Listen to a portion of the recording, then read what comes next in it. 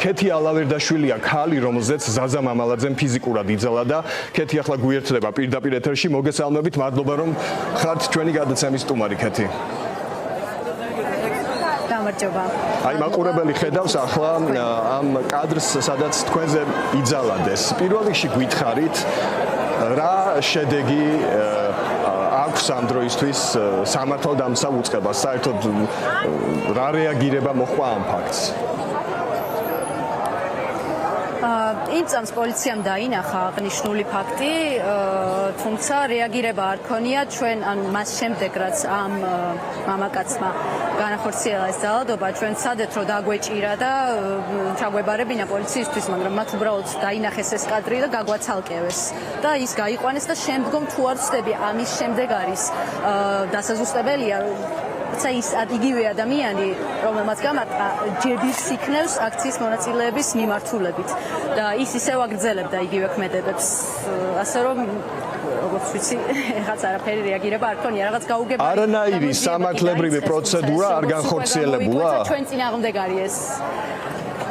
არაფერი, არავის ჩემთვის პირადად არ დაურეკავს ან უკითხა, რომ გამოეკითხათ რაღაცა და ეზუსტებინათ დეტალები ან რაღაც არაფერი მსგავსი. მე ვაპირებ საჩივრის შეტანას, ვაგროვებ მასალებს, გავდივარ კონსულტაციებს და ასე თუ დავაფიქსირებ უბრალოდ რომ ეს ფაქტი მოხდა. ხო, ახლა რომ წარმოვიდგინოთ საპირისპირო სურათი, რომ თქვენ უტყამთ ვიღაცას ხელს, ხო ყველა ხვდებით რა იქნებოდა, ხო თქვენ უკვე იქნებოდით დაკავებული და იქნებოდით საპატიმროში, მაგრამ აი ის კაცი, ვინც თქვენ ხელს ირტყამთ, ოცნების ტიტუშკაა და ამ დრომდე ალბათ თბილად არის სახლში, მის ოჯახში და შეიძლება ახლა სავარძელში ზის და გვიყურებს. აი ესეთი სამართალი აქვს ივანიშვილს.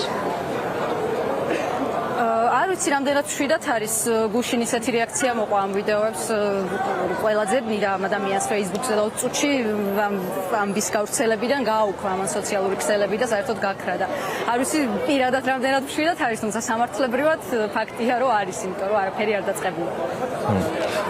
აი პირველ რიგში სანამ გადავალთ ასევე ამ ინციდენტის შესახებ, რამ გამოიწვია ეს რეაქცია, მითხარით თქვენ უკვე აპირებთ რომ მიმართოთ პოლიციას და მტკიცებულებები, რაც ისედაც საჯაროა თავად გადასცენ, რადგან არ ინტერესდება ივანიშვილის პოლიცია უშუალოდ აი ამ ფაქტით, რომელიც საჯაროა, მტკიცებულება ყველასთვის აი საჯარო სივრცეში ადვილად საპოვნელია.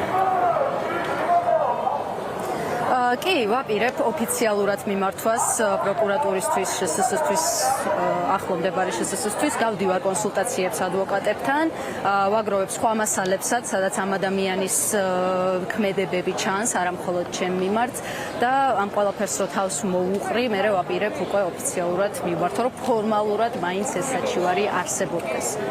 ჩემი მხრიდან სწორად რომ სწორი ნაბიჯი რომ გადავდგა.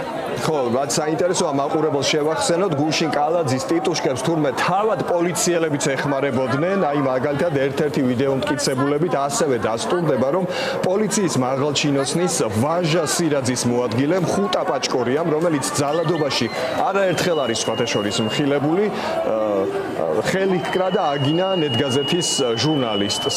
თბილისის პოლიციის დეპარტამენტის დირექტორის მოქმედი მოადგილე ყოფილა ეს ბატონი ხუტა პაჭკორია. ანუ წინა ხელისუფლების დროს სისტემაში მუშაობდა და არაერთი უკანონო ქმედება უკავშირდება თურმე მის საქმიანობას. ჟურნალისტებთან დაკავშირებით აქვე ვიტყვი, რომ მათ წაართვეს მობილური ტელეფონებიც, რომელსაც არ უბრუნებენ და ამ საქმეებზეც რეაგირება არ არის. უშუალოდ ამ ინციდენტს რაც შეეხება, რა შეგიძლიათ გითხრათ, რატომ გახდით სამიზნე და რამ გამოიწვია ეს რეაქცია? კი ბატონო, ეს ადამიანი ანუ აქციაზე როგორც კი ამ პროტესტს როგორც კი შევუერთდი, ეს ადამიანი შემჩნეული მყავდა განსაკუთრებული აგრესიულობით რო გამოირჩეოდა, გზაში რო ვიყავი უკვე ლაივში უყურებდი როგორ ძალადობდა სხვა ლოგოებზეც და ჯგუფურ ძალადობაში ერთვებოდა განსაკუთრებით აქტიურად, აი როცა უკვე ყველა ურტყამდა ერთ ადამიანს, ის მიდიოდა და ამატებდა. შემდეგ ნუ იქ ოფისთან რო იდგა კართან, იქიდან გვაჩვენებდა უხვამს ჟესტებს და ანუ ის გამორჩეული ფიგურა იყო და დამამახსოვრდა, თვალში მომხვდა. და შემდეგ, როდესაც უკვე ოცნების ეს ტიტუშკები უკანა კარიდან გავიდნენ, ოფისის უკანა კარიდან და უშუალოდ მელიქიშვილის გამზირზე ცენტრში გადმოვიდნენ ჩვენკენ, რომ ეს შეტაკება დაწყებულიყო. ამ შუა შეტაკებისას დავინახე, რომ ჩვენს რიგებში იდგა ეს ადამიანი, ძალიან ესე უდარდელად და რაღაც მორიგ მომენტს ელოდებოდა, სადაც შეეძლო ჩართულიყო რაღაც სახით და ძალიან გავღიზიანდი ამაზე, გაუბრაზდი და მისკენ სწრაფად გადავაადგილდი და ხმამაღლა მოვუწოდე შორიდანვე, რომ გადასულიყო იქით მხარეს. ან ჩემი мотивация ის იყო, რომ კიდე მორიგი ვიღაც არ ეცემა და მორიგი მსხვერპლი არ მოყოლოდა ამ ყველაფერს და უბრალოდ ის მოვუწოდე, რომ გასულიყო ჩვენი ტერიტორიიდან, სადაც აქციის მონაწილეები იყვნენ და როგორც კი მისკენ გადავაადგილდი, მეგრევე საბრძოლო პოზაში დადგა და მე ეს ხელი წამოიღო და მარცხენა ლოყაში გამარტყა და შემდეგ უცოტა წაუბარბაცდი და გვეცადე რომ დამეჭირა და რეაგირება გაგვეკეთებინა პოლიციასთან ერთად, თუმცა ადგილზე არ დააკავეს და მეც აგრძელებ და ის იგივე ქმედებს, რასაც მანამდე. აუცილებლად უნდა გკითხოთ პირდაპირ შელამაზების გარეშე კახა კალაძის დღევანდელ კომენტართან დაკავშირებით, ზოგადად კალაძეს გენდერის აღქმასთან რომ პრობლემები აქვს, ეს ყველასთვის ცნობილია, მაგრამ დღეს თქვა რომ როცა თქვენი კადრი აჩვენეს სხვათა შორის, სხვა ბევრ კადრთან ერთად, თქვენ ქალი კი არ ხართ, აი რაღაც სხვა ჯიში ხართ. როცა ამას ისმენდით, კი ბატონო, პოლიტიკურად დაპირისპირებული მხარეები ხართ, მაგრამ მაინც ხომ არსებობს რაღაც ეთიკა, რაღაც ნორმები, მათ ენაზე ვიტყვი, გაправებასაც ხომ აქვს რაღაც თავისი წესები.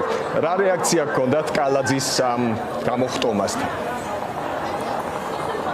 აბსოლუტურად დადებითი, იმიტომ რომ კალაძის გემოვნებაში რომ ჩამჯდარიყავი, შეიძლება ძალიან მაგაზე უფრო ცუდი რეაქცია მქონოდა, ასე რომ კალაძისთვის თუ რაღაც უცხო ჯიშის არსება ვარ, ეგ ჩემთვის მხოლოდ მისაღებია.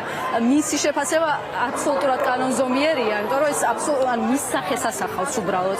არაფერი რაღაც განსაკუთრებული და მოულოდნელი არ უთქვამს ახლა მას, რომ ძალადობა დაეგმო და რაღაცა იმის რეაქციისკენ მოეწოდებინა თქვა პოლიციისთვის ან რაღაც, ეგ უფრო გამიკვირდებოდა, ასე რომ ეს იყო აბსოლუტურად მისი ხელწერა და მისი სახის მორიგი გამოვლინება.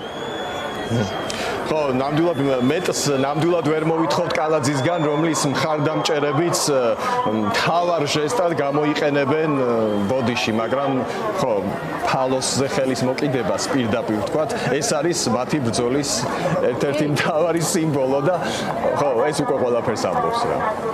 ფაქტია. ძალიან დიდი მადლობა, ძალიან დიდი მადლობა. არაფერი უქნიათ. ძალიან დიდი მადლობა რომ ჩაგვერთეთ პირდაპირ ეთერში.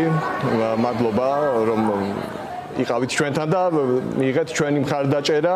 იმედი მაქვს რომ თქვენს სარჩელს, რომელსაც შეიტანთ, ექნება გაგრძელება ფორმალურად მაინც რომ შემდეგ როცა ქვეყანაში სამართლიანობა აღდგება ამ საქმეებზე მოხდეს რეაგირება და ქეთი ალავერდაშვილი ჩაგვერთო მელიქიშვილის გამზირიდან. აუცილებლად ყველამ უნდა დავიმახსოვროთ ამ ადამიანების სახელები, გვარები, სახეები.